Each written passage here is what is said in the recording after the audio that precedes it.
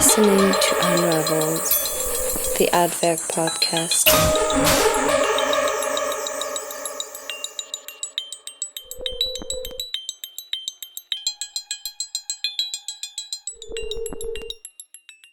Welcome to Unraveled, the Artwerk podcast. I am Bernard Vienna, independent curator and director of Artwerk, and with me is Philippe Indal, art critic, writer, and contributor to this podcast. Since the purpose of Artwerk is to bring art closer to society, in other words, to mediate art for a large audience, we talk about works that are in touch with contemporary concerns, that shape the present and open perspective on social and environmental issues.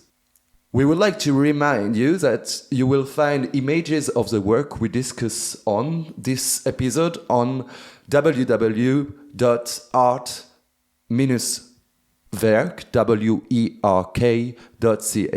Earlier this month, we visited the exhibition Farsight Freeport, which is the first solo exhibition by Lawrence Lek, at the Haus der Elektronischen Künste in Bâle, or EK. We met the co-curator of the show, Boris Magrini. Lek takes us on a journey through time. Visitors enter a setting which transports them to the year 2065. They discover a time in which artificial intelligence dominates and controls all areas of social, industrial, and economic life. But before we dive deeper into this scenario, Philip, could you tell us a bit more about Lawrence Lek? Yes. Lawrence Lek is a multimedia artist, filmmaker and musician based in London. Born in Francfort-sur-le-Main of Malaysian and Chinese descent, he studied architecture at Trinity College, Cambridge, at the Architectural Association in London and Cooper Union in New York. In his films, we see an interest in futurist architecture, which creates a setting for imagined future societies. Lek's work tells stories about the automation of work through AI and its universal use in all sectors of our society: politics, technology, and cultural production. For this purpose, he tells a global narrative that spans not only all the artworks in his show, but that brings several exhibitions together, complete with scenography and the entire setting. Bernard, what does it feel like to be in that scenario? At EK, you enter directly an immersive environment. In Lek's narrative, this Freeport is the property of the company Farsight, a fictional company that is today registered for real since 2018. The installation on view is narrated as a work commissioned to the Farsight company, which built an architectural prototype inspired by the previous function of the EK. The building where the exhibition is shown used to serve as a warehouse and a free port. But why use this overarching fiction for an exhibition? I think that experiencing certain scenarios often turns out to be an effective way of opening up new perspectives on ourselves and the world around us. With 3D animations, virtual reality, and video works, Lek immerses the viewer in a reality that is maybe not that far from our own. Except all life is absent. Artworks seem to be everywhere, but instead of humans, there is another form of intelligence. So, Bernard, you met Boris Magrini, who curated the exhibition with Sabine Himmelsbach. But before we listen to that, let's hear a short excerpt from Lawrence's 2017 video, Geomancer.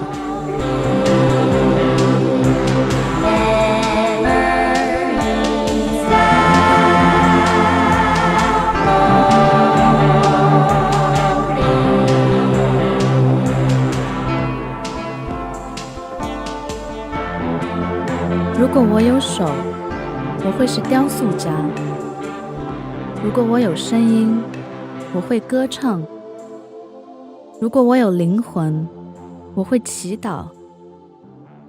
但是我只有心灵的眼睛，所以我梦想世界。Could you maybe explain a bit what is the viewer experiencing when he is coming inside the show? So Lawrence Lek created a Farsight Freeport for Hek. He created this fiction of the Freeport in the future. We used polycarbonate, blue polycarbonate with red LED lights and a metal structure that holds together these artificial walls inside the show. So the viewer comes into the exhibition space and it's into this area, which is actually an area separated in two. There is the public area where you can freely walk, and then there is the storage area where the work are stored and where the public cannot enter. And it's really kind of the same idea as a free port as it exists today, where usually companies store their own goods, but they very often this free port, especially when it has to do with art, where some galleries have their own storage room inside a free port, they also manage, they also, how do you say, furnish them in a way that the public can come and visit and see some works of art. And that's the idea behind the exhibition at Hek by Lawrence Lek. And the artist is presenting a reality that happens in like 2065. Yes, there is a fiction that he has created, and it's this company called Farsight, which is a fictional company that he conceived a couple of years ago. It's a corporation, it's a company that works with artificial intelligence, with robots, and the goal of the company is to completely automatize work on all layers of the society. Now, he also founded this company last year in 2018 as a real company, so it exists, is registered as a company, and he also uses this company now as an artist to promote his work. So there is really this kind of a stretching and going between reality and fiction. But in most of his work, this company is a fictional company that exists in the future, Farsight, and has achieved this possibility to automatize all layers of the production. So they have a facility called PlayStation where workers go and they actually play, and so they are called play workers. They create an hotel which is completely automatized with bots and cameras, and so there are no workers in the hotel, so that they can provide full privacy to the clients, and so on and so on. And so the Farsight Freeport at Hek is created by this company as a freeport to store the works of the artist Lawrence Lek in the future. I think for Lawrence Lek is a way of thinking about what's going on today. Of course, there is ideologies involved in the fiction by Lawrence Lek. Like, for example, Sino-futurism is one of these ideologies that he described very well in the video of Sino-futurism, which is also characterized by several stereotypes that we always attribute to China. For example, that they work a lot, they play a lot, they're addicted to video games, they gamble, they study, and so on and so on. So there is this ideology of the Sino-futurist, which is, but also another fiction, because in the work of Lawrence Lek, the Sino-futurists also are a networked group of artificial intelligence who slowly start to coordinate and be independent from humanity. So I wouldn't say that Lawrence Lek has developed an ideology. I think he analyzes ideologies, and he analyzes especially the positivist approach in our society today, as it is developed, for example, by the most famous Silicon Valley companies that really believes that technology will be the solution for all our problems. So it is clear for me that Lawrence Lek does not embrace this ideology, but he discusses it. But he is referencing to Sino-futurism, so he is referencing to China. Mm-hmm. Why this continent? Why this country? Mm-hmm. And what is the relation between what he is displaying in his video and the reality of China today? Mm-hmm. Lawrence Lek is from London. He's a British artist, but he has Chinese backgrounds. His parents, if I'm not wrong, are originally from Malaysia. And he also speaks Chinese, and so it's because of his history, but also I think because of his culture, he's interested in China, and he's also, I think he's also interested in seeing China as a reality, but also as how China is perceived by Western countries. For example, all these stereotypes that I described about the Sino-futurists, are really stereotypes that are often attributed to China. But I think also he sees that China is really kind of very growing economic power, and also technologically there's so many exciting things going on. I think he uses this reality to create his own artistic language and aesthetics, and also this kind of futurism. It's also an aesthetic that he developed, because we know the futurism from the beginning of the 20th century. We know that today also there are some revival of futurism, but mixed with other kind of, for example, there is Afrofuturism with some artists, there is even some Arab futurism. So there are different revivals of futuristic approaches in art. And he, I think because of his origin, he wanted to think and conceive the sign of futurism as a way of creating a new aesthetic. And then from there, he built upon it by with his own discourse, which mixes a bit of irony, a bit of criticism, and also a bit of fiction with the sign of futurism as a movement of artificial intelligence. This question about like the future perspectives have a lot of ethical question behind them. Mm-hmm. I was wondering, as curator, how do you deal with those questions?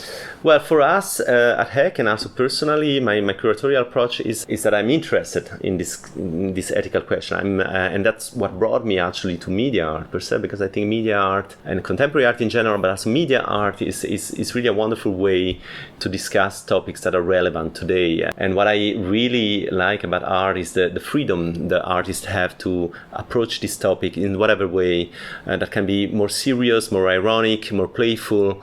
I'm always surprised when I see that artists are really very well informed as well. Sometimes it's really, they develop topic in a passionate way, but also in a very serious academic way.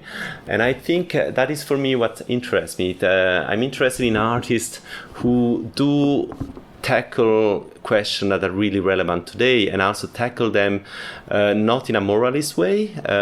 So we also like to say that we are not techno-fetishist at HEC, but we are also not techno-paranoid. So I think this being open to see the problems, but also see some possibilities, discuss them in different angles, it's what interests me the most.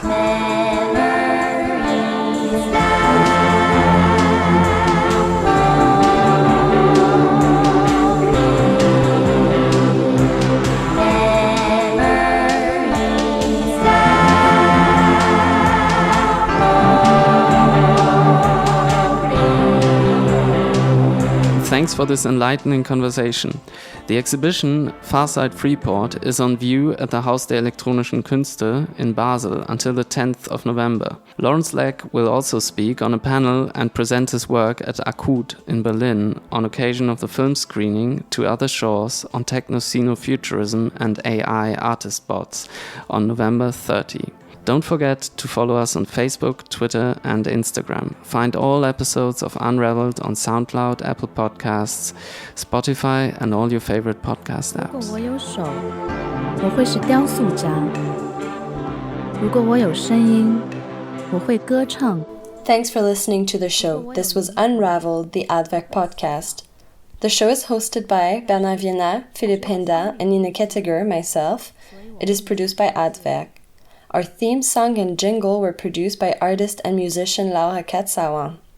Please send comments and suggestions to unraveled@art-werk.ch. Werk is written W-E-R-K. You can find all images of the works and informations discussed in this episode on our page www.art-werk.ch. If you would like to advertise or sponsor one episode, please write at contact@art-werk.ch.